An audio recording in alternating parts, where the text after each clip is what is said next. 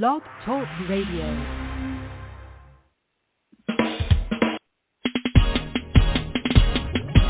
It's a new thing that's sweeping the land when you don't know which way to go. The answer is Jesus and Elevation Radio.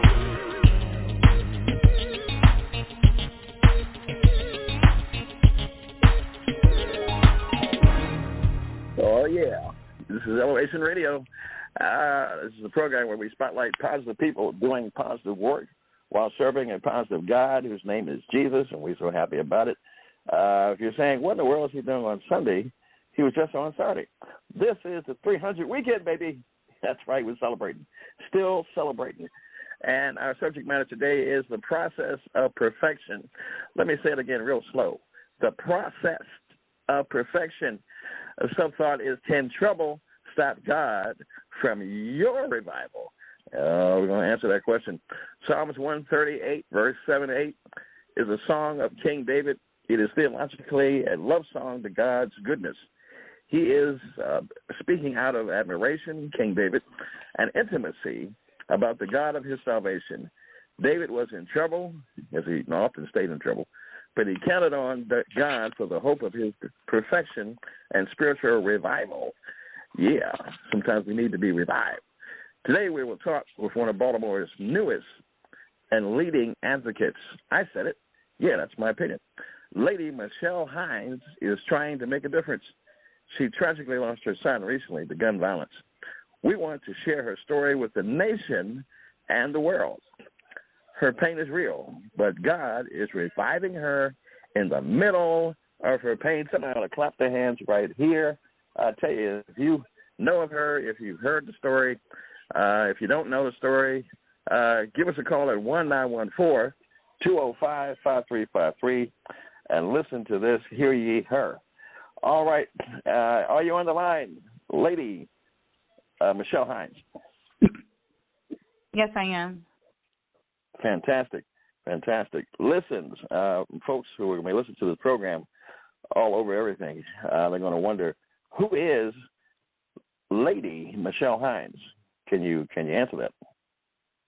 Yes, I can, and thank you. You've given me such a nice title. Yes, ma'am. I am a mother. I am a hard worker, and I'm now an activist speaking against gun violence and a lot of major topics, honestly. But right now, I'm also still figuring out who I am since losing my son, Isaiah Carter, on March 6th of this year. I feel like I'm still figuring out who I am as a person, but I know that overall my goal is to raise awareness. My goal is to raise awareness in our communities, is to also volunteer and, Mm-hmm. Okay. And I think I've seen you, which many Baltimoreans have seen you, on major news outlets like Fox 45, to name a few, speaking very eloquently, if I may say, about the situation that you have encountered. And can you talk about that? Well, I was at, there was a town hall earlier this year, and at the town hall, the former police chief was there, the mayor, and a few other key players within the school system in Baltimore City. There, if you guys saw me on Fox 45, it was because I was one of the invited guests. However, this city is so messed up, and the way things are run here is horrific. And to me, like losing my son to gun violence on a school campus, like that, it's unfortunate. However, this is happening throughout our city, and I feel like the more that I educate myself on the topic, the more I can become more involved in the communities with figuring out ways on how to combat this. I've also joined up with the Put the Guns Down Coalition here in Baltimore City, and with this coalition, there are about 24 nonprofits all throughout Baltimore City that are literally working together, trying to figure out ways that we can integrate into the communities. We can keep giving back, find ways to keep the children involved, find ways to have people safely store their guns. Moms Demand Action, they literally have helped push some of this gun legislation here in Maryland. And even, you know, it's so much going on. I just feel like I just feel like there's so much that we have to offer here in the city, and we just need people to wake up. And if you see something, say something. Like my child's death, by the time he was murdered, he was the 7th kid here in Maryland, Baltimore City alone. 7th kid from the school year. By the end of the year, there were 11 children murdered. Mm. My issue, exactly. So my question to the chief of police, my question to the mayor, which the mayor ended up saying it was unfortunate that Isaiah's death triggered them to, you know, start doing things the way they were supposed to.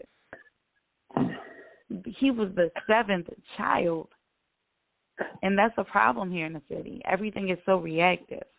They don't do anything in preparation. Like, everything is reactive and it's instantaneous. And I have a problem with that. And a lot of parents here have a problem with that.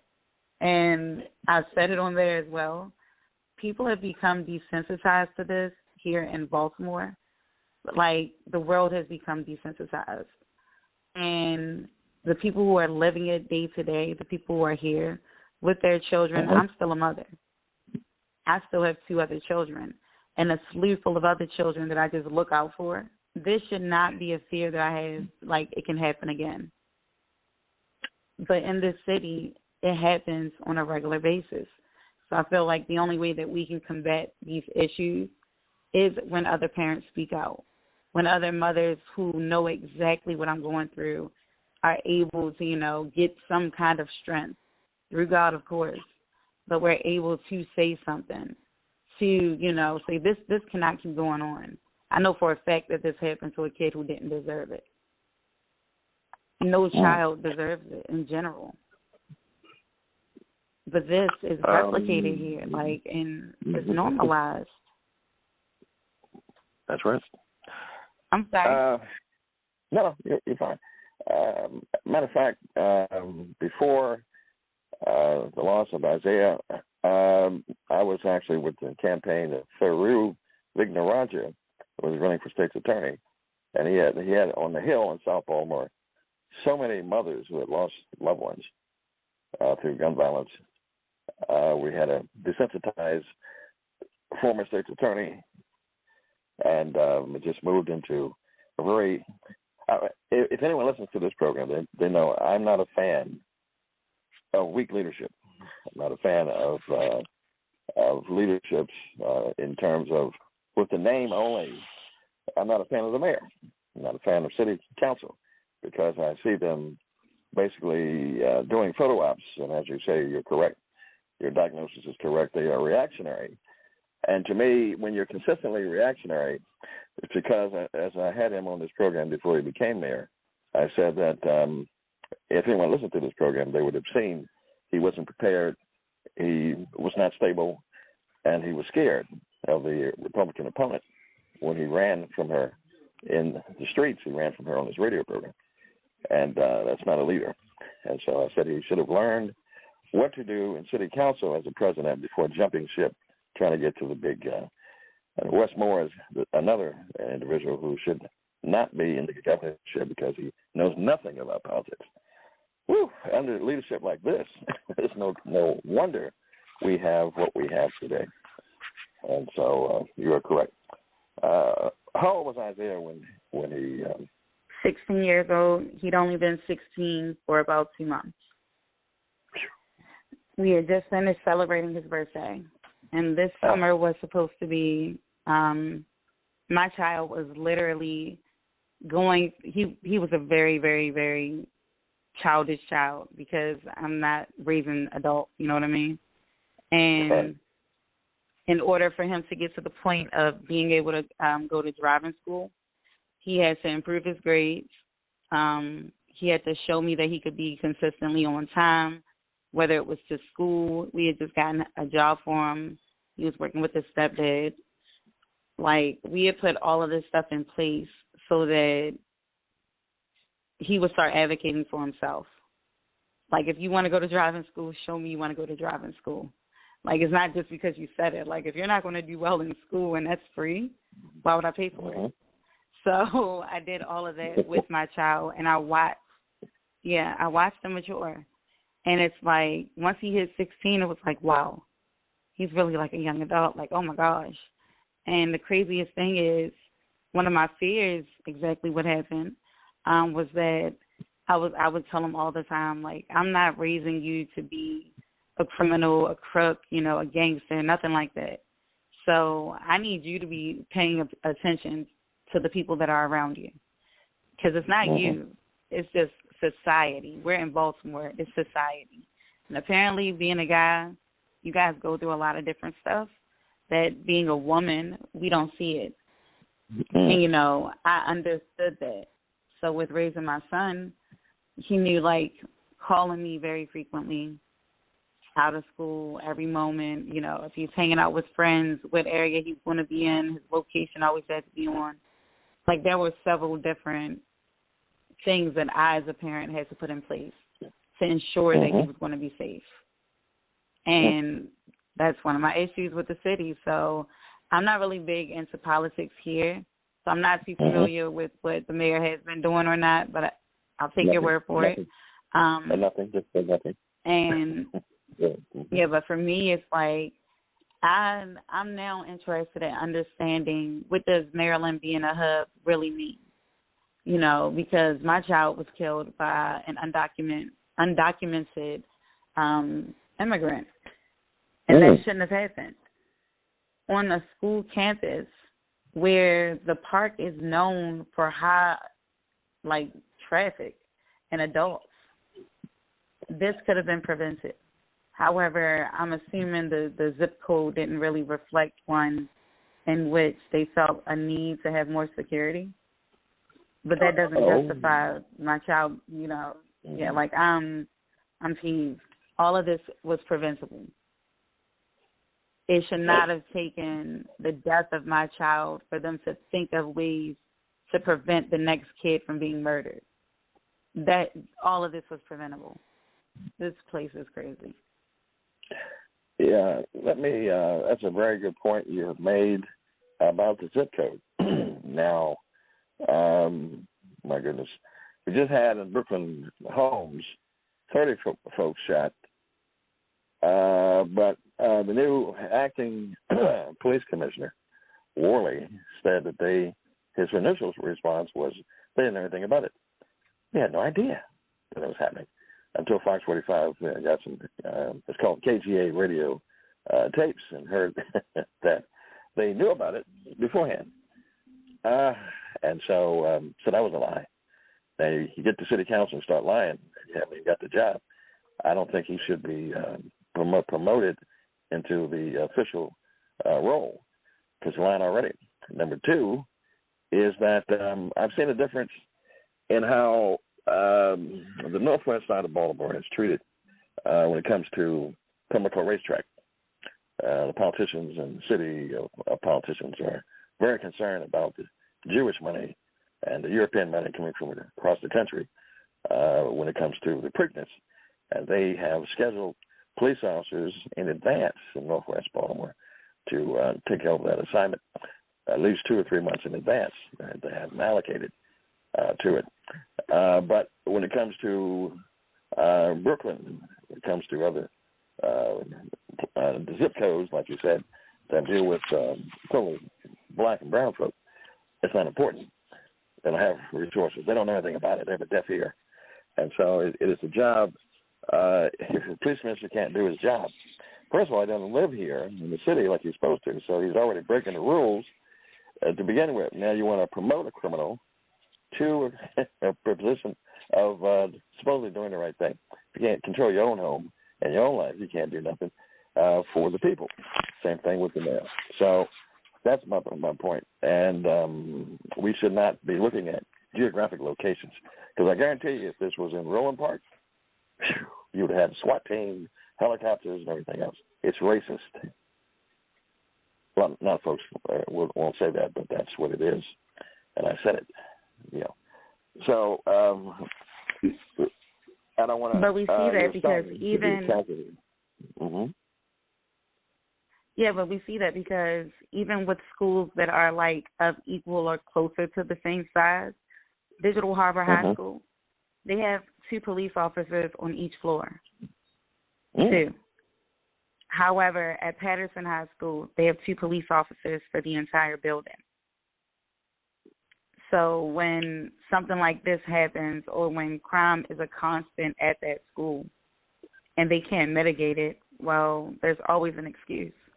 They didn't have enough police officers or they weren't told ahead of time or they didn't know ahead of time. That's a problem. Like in these areas, it's unfortunate. We really have to figure out ways to keep our children safe when they're supposed to be safe at school. And again, I've been saying this all the time, but it makes no sense to me that Baltimore City being between 1 and 5 is like one of the most dangerous cities for like the last 10 years. And we don't have basic transportation. Yes, we don't have basic transportation for our kids to get to school safely. In every other county, everywhere in all of Maryland, parents are not worried about their kids prior to, in the morning or after school. But in Baltimore City, we are fearful, like nonstop fearful. Every day, worried, like hopefully my kid is going to make it to school safely. I have a protocol in which my child has to call me when he gets to the bus stop. He has to call me when he gets off the bus. Once he gets through the door, send me a text message. That is and this worrisome. Getting to all that. Well, let me take you back a little ways. Since I'm an old man, let me go back to prehistoric days when Mayor Schaefer was around, and there were actually I'm trying to think of those folks, truant officers. My God, what a word! That if you decided to cut school, they'd be out in the street looking for you. And God help you if they found you. So it was a fear. The fear was that I would be caught out in the street when I was supposed to be in school, and that they would take me back to school, report it, and then call my mother, which is the most scariest thing of all. I was more afraid of her than the drug dealers and everyone else, because they've always been out there. But I'm saying the city government ownership and onus of that responsibility. You had to be in school. But now, since we've had all these CEOs, like they're running major corporations, dividing different departments in so they can charge more money, it's all about money. Then then they've lost the track of the purpose, which is the education of the children, which is very important. And even when you get them in school and try to keep them in there, you're not getting a great education because all the money that is spent is not given to the quality of the education for the children. So it's a double whammy.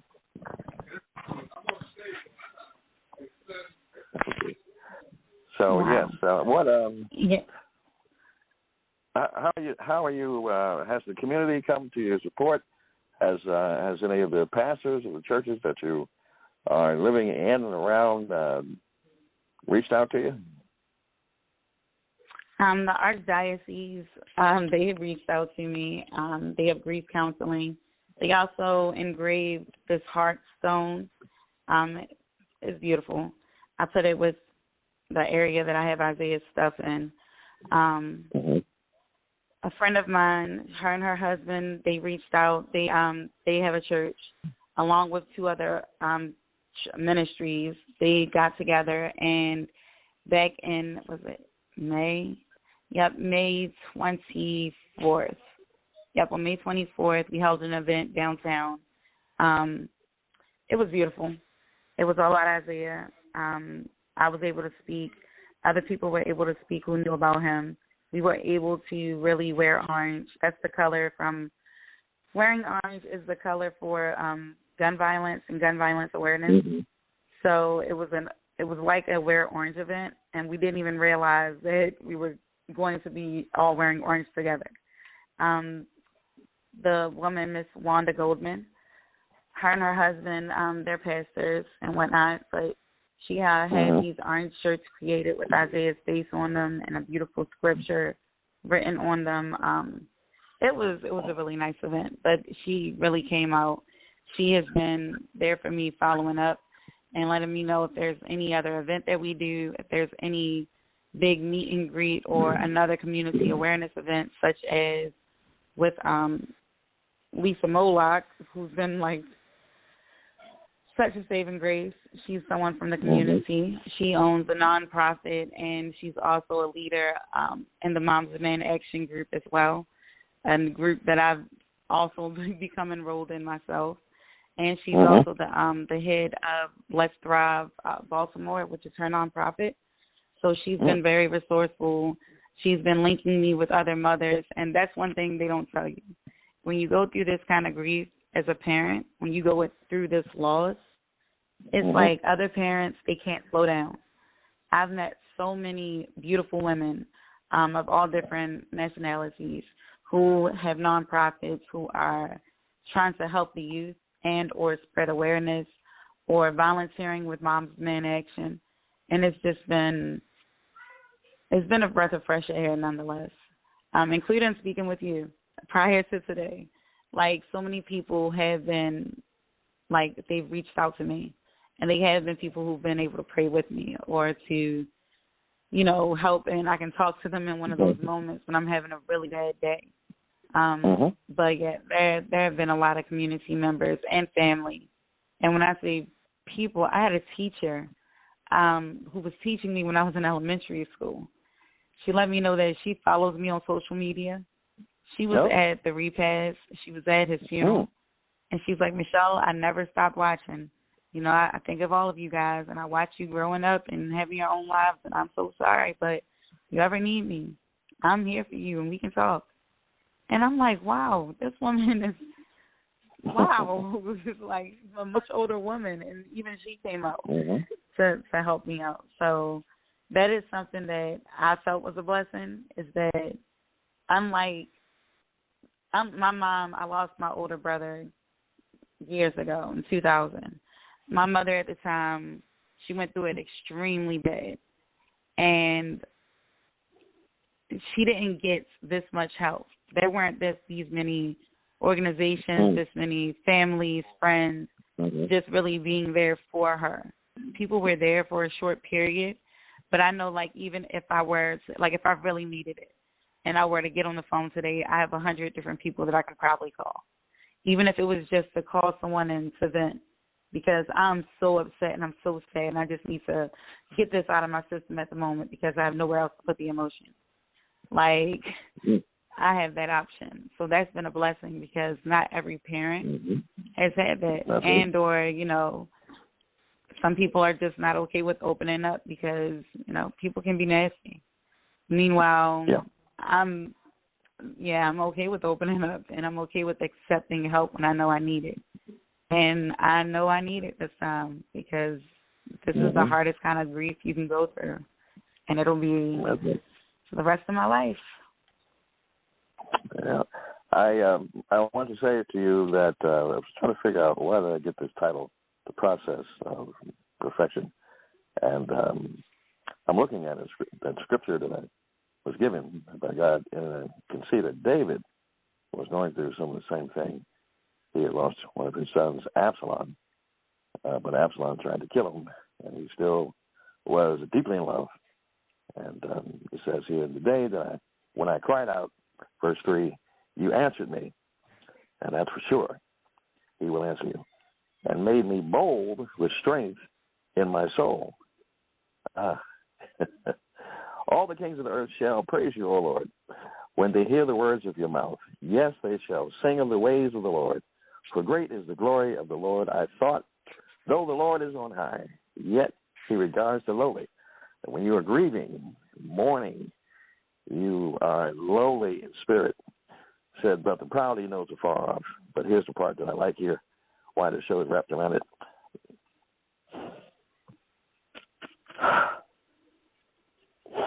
Yeah, because... But though I walk in the midst of trouble, you will revive me. You will stretch out your hand against the wrath of my enemies, and your right hand will save. I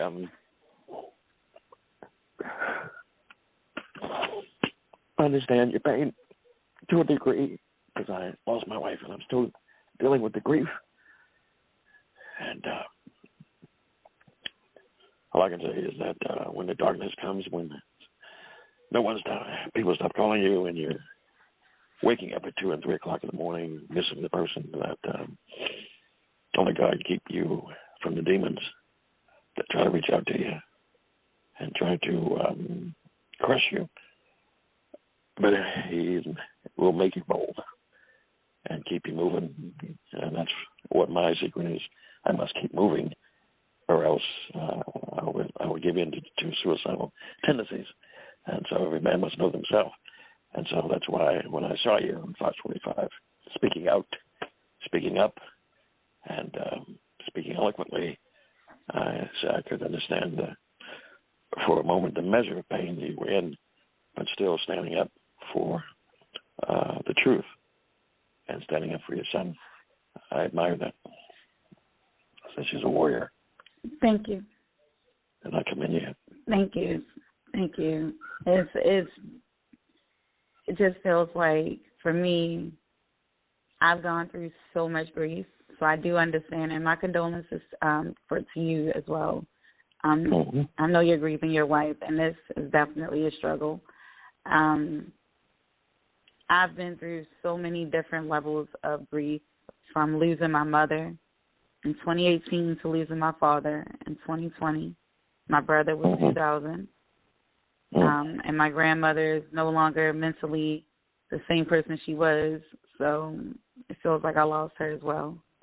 Gotcha. And this year, having lost Isaiah, like, that was my only fear in life, was losing one of my kids.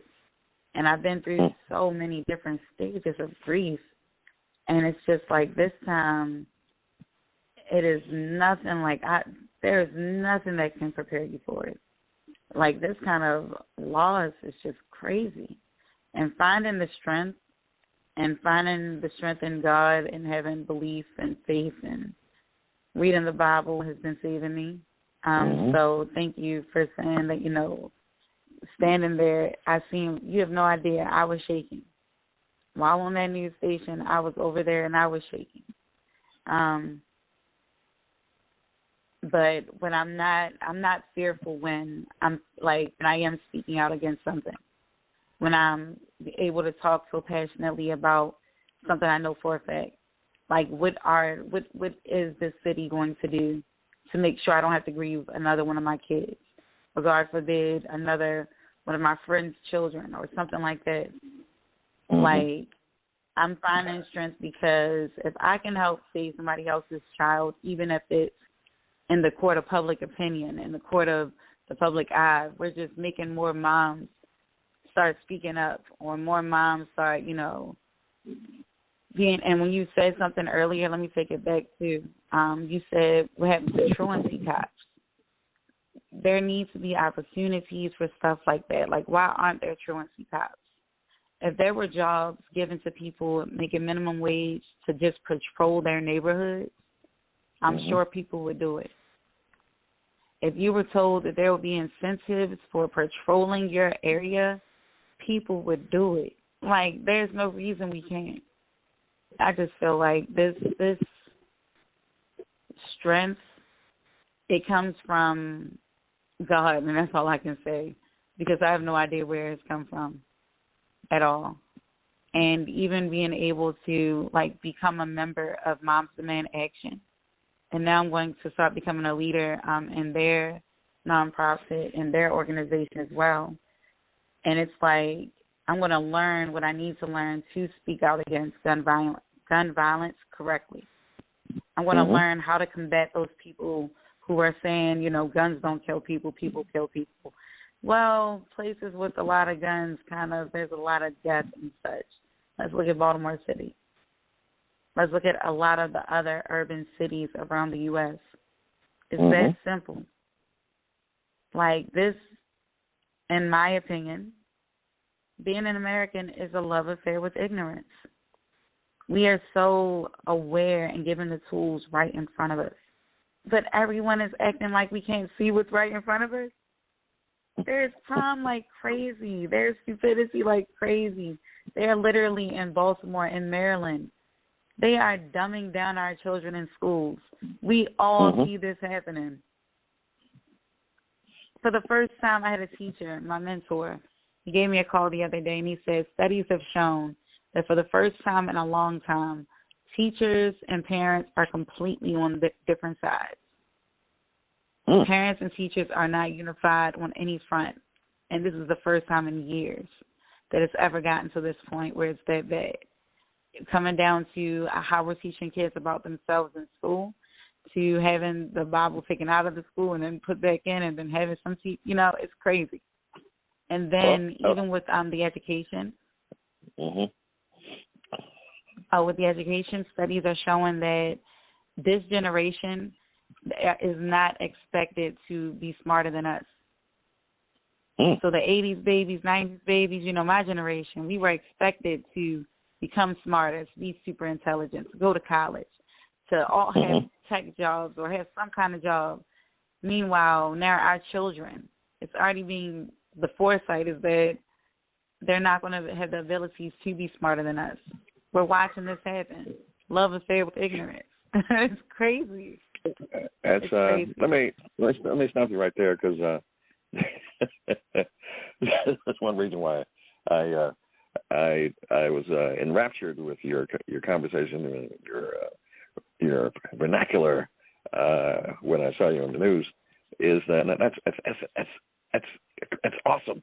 Love affair with ignorance, and we can only, if we dissect that, that is coming from the top. It's coming from your leaders. It's coming from your legislators. It's coming from social scientists and psychologists, who are all in league together to make money by over-medicating our children. And if you've got a ADHD, which I discovered I had later in life, if you can imagine that, and they wanted to put me in a special ed class at Garrison Junior High. My mother went up there and fought against it. I mean, I had some issues. Still have. Anybody know me? I know I got some issues, but it's okay. She fought for it. And so my point, because I would have been given Ritalin and everything else and been a basket case, that's what they want for our children. Okay, for special white folks, it's something different. But for our children, they want to be dumbed down. Now they've legalized marijuana so that you can be an explosive situation. I went to a study at the National Harbor for the Drug-Free Coalition, which I'm a board member of. Shout out to the leaders there. And the Surgeon General got on the stage, and he had a display of the human brain in terms of disability. And so he said it was full of bright colors. He said, so this is what recreational use of marijuana will do. And half the screen went black. And he said, this is occasional use. And he went further, and then the screen went totally black. The audience of about 1,000 just gasped. And so they said, we don't even know what THC, which is inside of marijuana, is able to do. There's been no studies of it, but it's not a good thing. And so they know this. I saw a report, I think, on TV that a guy in Canada went out, started shooting police officers. And then when I asked him why did he do it, he was talking about certain things, but the point was he was a marijuana user. That's all he did all day. So now you want to legalize this. So now you got, now anybody can actually do this. You're going to have more accidents, more crimes, more murders. It's just like this being set up for chaos. And that's that word that you have to watch out for. Chaos is what some leaders actually use. And the one world government, chaos is what they want. They're going to legalize, according to a book I read years ago, They will legalize drugs, and they will legalize prostitution on their way to becoming, forming the satanic government. And they're surely doing that. So you're right. Interesting. Oh, wow. Don't you have somewhere to go? Yes, I do. I do. I did not forget. I'm glad that you remembered as well. I know they're going to fuss at me, my relatives, because I should be gone already. But thank you for the opportunity to speak, and, thank you for asking my opinion. I hope that you guys, if anyone did listen to us tonight, I hope that people become more open-minded to stuff in their communities and some of the local nonprofits and how they're impacting, their communities. Like, we have people out here who are giving jobs to kids so that they can keep a job all year long rather than for a couple of months for summer youth work. Because after youth work ends, they still need jobs. And this is what makes it easy for kids to be recruited, by selling stuff. So there are organizations that are going into these prisons and really educating these kids who have, like, felonies and such, giving them a reason, teaching them, look, this does not have to be your end-all, be-all. You don't have to continue being a criminal because this is all you know. You really can overcome this. Like, there are a lot of community events, and even, like, becoming more involved with churches. Please keep me posted on stuff that you're doing within the community as well. Yes, ma'am. I'll share information with you guys as well about the Put the Guns Down Coalition and how, we are going into the community and what movements they're planning on doing later on. Well, I'm going to help you as you journey out as a new activist. I'm going to pair you with, give you the number to a warrior queen against police brutality. Lost her brother, who's been fighting police brutality ever since. That is warrior queen Tawana Jones, who is always welcome on this program. And pair you two together, and I think this will be fantastic. It says 1 will chase 1,000, and 2 will chase 10,000.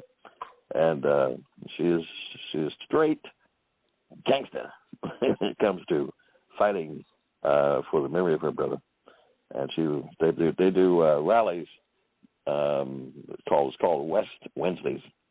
She'll do it rain, snow, or shine. That's the kind of leadership that's we have to lead from the bottom, from the grassroots, because we don't have real leaders at the top. And I will have to send this program to your mayor, who is more concerned about his new baby than he is concerned about the people of Baltimore. Woo! Good God Almighty. And so, you see here, the scripture I want to leave you with, it says, the Lord will perfect that which concerns me. And God knows your mind, knows what you're thinking about, what we're all thinking about from afar off.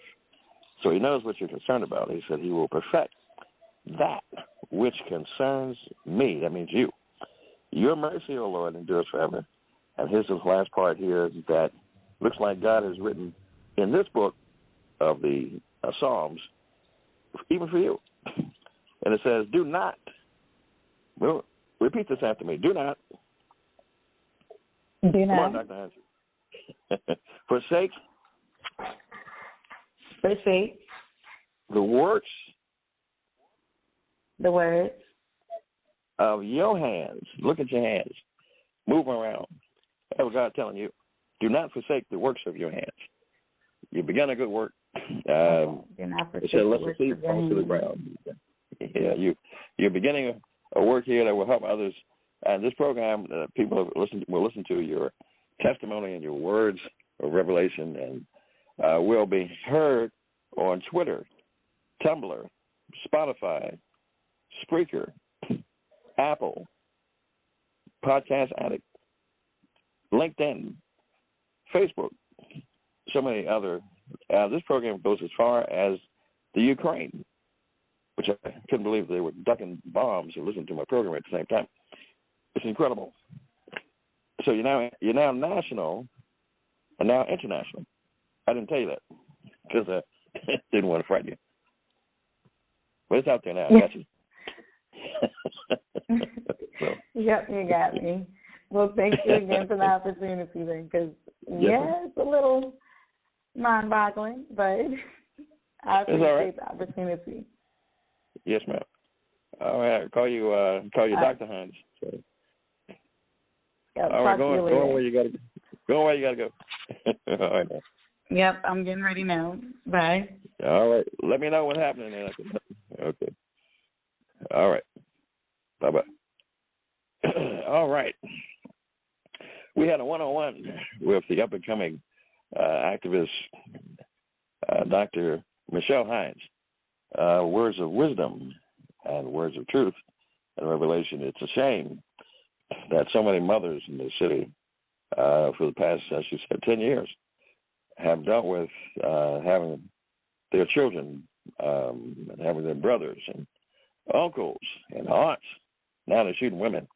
Used to have a code on the street, you don't mess with women and babies. But now that was the old gangsters. But the new Chuck gangsters, they'll shoot anybody because mostly they can't fight. Chumps and cowards. Brain is frozen with drugs and other forms of mind-altering drugs that they are outlandish, demonic, demonized, and will kill anything and everybody while they're killing themselves. Woo!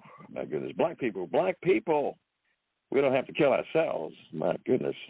White folks are willing to do it all in any time and all that. Now we're on autopilot. Does that make sense? No, we are kings and queens. You were born for a reason. You were born to make the world better. You were born to promote God. You were born to spread His word. Yeah, not spread your legs. Good God Almighty. Use your head. Don't you have a soul? You got one, and it's beyond. You should have hope, no matter what it looks like. That's where faith comes in. It may not look good. Oh my goodness, it may look like drug deals in every corner, but do something about it. Stop this nonsense, Baltimore, about stop snitching. Okay, now got a Dawson family because they don't want drug dealers. You know, that's your deal if that's what you want to do, but don't put it in front of my door. I don't want you in front of my door. I don't want you in my corporate building. I don't want you in my apartment building. I don't want you in near my home. I have a right to live without your nonsense. Ah, my goodness. And so you don't own nothing. You don't own the streets.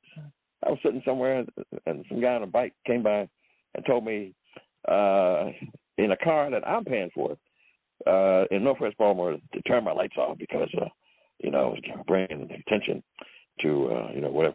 I'm like, no, you're trying to do drugs. What are you trying to do? That's why I said, I see what you're saying. I got you. I put my lights on again and pulled off. You don't run me. No, I know if I got to stay on the street, I got to do what they say. Anyway. Make it happen. You got a good brain. You got God. You got the courage. You got the resources. Every man, get your talent. Make it happen. Make it work. Yeah, network yourself. So, especially in business, and not linked together and not doing something to stop fighting each other and stuff.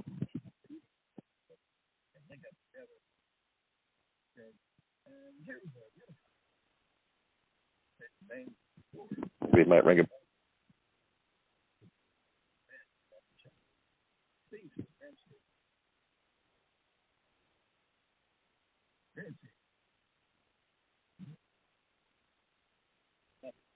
together with the enemy. And I said, what do you have to promise? I'm like, what are y'all doing here? Y'all all of competing men's stores. So when I got mad at Cease, I would go to Robert C. Richards. That's it. When I got mad at them, I would go to Richard. I would go to Diplomat. names they put in for marketing to get black folks money, urban marketing.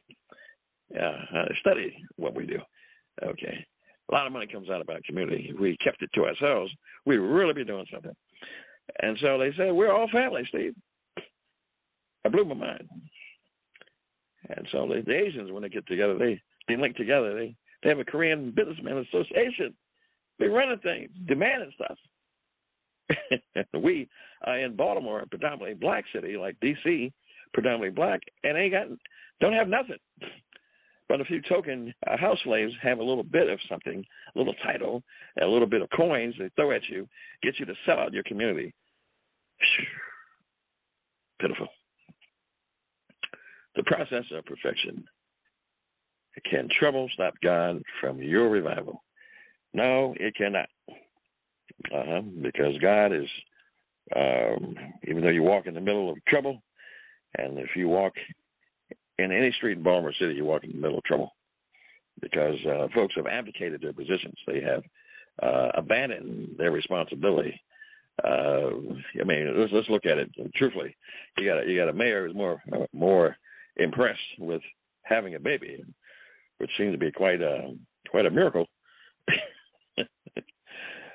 Oh my goodness, it's quite a miracle. He moved from carrying puppies at town halls to now impregnating somebody else's wife. It's a miracle.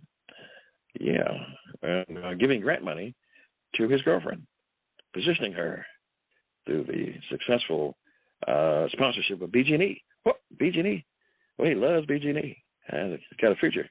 Matter of fact, half the folks that supported his terroristic takeover of the Board of Estimates were affiliated or had come from working with BG&E, or their corporate name. Yeah, so that's who's running the city, BG&E, and they got a puppet. It's called Brandon Scott, to do whatever they say, and he's getting something in return. Something in return. I applaud Mackenzie Frost for Fox 45. I love to see these battles between he and her. He's very disrespectful to her, and because he doesn't want to answer the truth. Maybe some of the money that's being allocated to Safe Streets has got some BG&E tendency on it. Something is happening.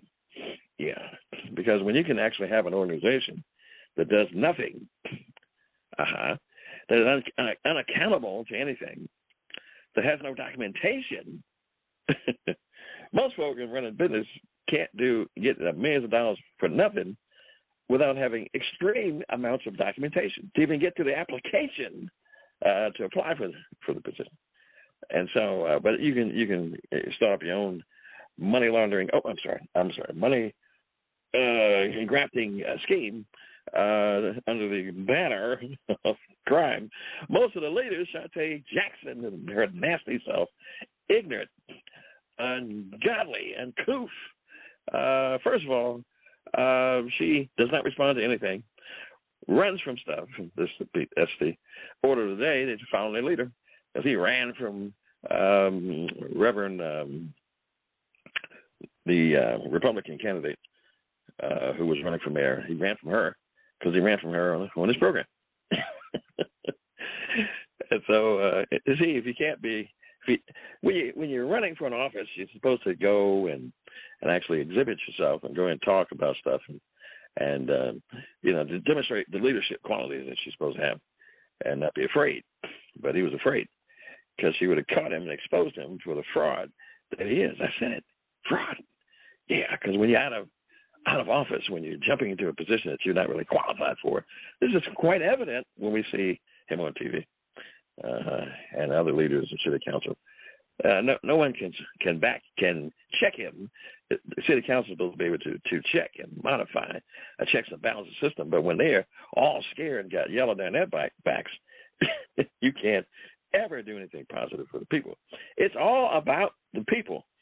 And when you disrespect the people, when you disrespect the homeless, disrespect the poor, disrespect widows and the youth, you are messing with God's people. And God allows you to be in that position to help and better the people that he wants you to lead. But you slap God in the face and you disrespected the people and the constituents with your lies and two-facedness and your greediness. I know the white envelopes being slid into the table. And now we can actually create organizations like abandoned shoe stores like Catherine Pugh. And now we got Safe Streets, a walking admonition of disrespect that you answer to no one. That's criminal. And the criminals look at you and say, you ain't no different from me. You just wearing a suit. Yeah, but you ain't no different. Lord have mercy. The process of perfection. Can trouble stop God from your revival? No. A lazy mayor can't do it. Lazy city council can't do it. Good kind of money. Greedy corporate executives who think they're running the city and got a green light to do whatever they want to do. BG&E and all that, and cannot stop from your revival. How do you get these Negroes out of office who think they're autonomously there forever because they can run stuff and do whatever they want to do? He said, it was Brandon Scott said when he was running for election, it's my city. No, it ain't your city. Dude, God will flip it upside down for you if you can last the term. Because when you tick out of and he shows that you're not really going to do the right thing at all, you ain't got no essence of correct moral turpitude, and you have nothing but malfeasance of office, it'll get you out. Yeah. It'll be unpredictable, unexpected. Yeah. And so was hoping you'd change, but some folks, because of your age, thought it would work, but it ain't, because you just ain't got no sense. Surround yourself with that happened to another king in Old Testament. He surrounded himself. They told him to don't be so hard on the people. Give him a break, because your father was hard. He got some bad advisors that were young like him. And he says, you got to be doubly tough. So he says, your father whipped you with whips, but I will whip you with scorpions. That will be twice as bad. Well, God got rid of him too, and will give relief to the people. Yeah, because the people need relief here in this here city. Yeah, and the process of perfection, and He'll perfect it Himself. You ain't more important than God. So you don't like the vernacular I use, the terminology, but I'm going to send this right to you, and then, so you can listen to it and check yourself. Control, young boy. You're out of control. You're not a king. You're a leader if you let God and listen to God's advice to you, so the people can be blessed. And we want to have to interview wounded mothers like Lady Michelle Hines and on this program, Tawana Jones, because the leader, the mayor, cannot control the offices of leadership that's under his command. If they're not doing right, get rid of them. Do a national search. Stop taking some homegrown product that don't know, can't even figure out. You can't even manage what's here in Baltimore because you don't live here. You're in A County, boy, and that's racist normally. Like the last two commissioners before, has a reputation for throwing black children in the trunk, and you're going to make him a commissioner. Wow. They check the behind-the-scenes story of this nonsense that goes on. Baltimore means the circle of Baal, and we have phony, two-faced, lying, deceitful, double-minded, sociopathic folks in leadership. No God, no church home. That's what happened when he was on the program. And I, what church you go? I'm between churches right now. We all get there, but you can't stay there, young boy. You can't stay there. Yeah, you got to get yourself together. And we got to hold folks accountable. So vote him out of office. That's what I'm saying. He thinks he's here to stay. Vote city council out of office, because none of them are doing a thing but allowing this madness to continue. Wow. If you got an opinion, 1914-205-5353, 1914-205-5353. Up and coming situations here. My uncle, Reverend Ronald Wright of the Justice Seekers, has given my name over to a national figure who has a radio program. I think he's got about 25 million listeners. And he called me out of the blue and said that he had got my name as a referral, and he wanted me to be on his program, which will be on this Tuesday, at 11:30 to 12 noon. So I'll be taping it, and I'm not sure when it'll come out, but he'll let me know and let you know. Alrighty. So his name is Chili Most. Yeah. And so I've given to others, and so God has said, give and it shall be given unto you, pressed down, shaken together, and running over. And this is more than what I would have ever thought about. And so it's amazing how a prophet is never received in his own country, his own city, sometimes his own home. But other folk outside the walls of Baltimore have respect for me. It's amazing. It's incredible. I think this program is off the chain, beautiful, and cutting edge. Well, it's all the work of God. And I want to thank, since it's the end of the 300 weekend, I want to thank God for allowing my other community uncle, Sir David Murphy, of the national CEO of the National Black Unity News, to call me back in 2018 and say, nephew, you need to start a podcast, especially with your views and topics and with your voice. You need to do a podcast. And I said, what is a podcast, Uncle? Not knowing that I had been doing a co-hosting of a podcast with Dr. Lynn Pender of the Christian Authors on Tour. Shout out to you, Doc. Since 2008. It was only once a month, at the fifth Friday, but I was doing it. And so it was just a reinforcement of things. And as we come to a close, I want to salute every listener. Thank God who's listened, and every sponsor who's ever sponsored. God bless you. Deborah Chaplin of the Chaplin Group, the Baltimore Taxman, Ahmad Reyna, and quite a few other folks who have supported. And if you want to support that, www.paypal.me/S, T, M, lowercase EDIA, stands for Media 2022, or Cash App Steve 8887. And shout out to salute to my wife, who's gone on to glory, who helped me found this program for 4 years. She read scriptures faithfully and blessed us with her sweet voice. Oh, I miss it.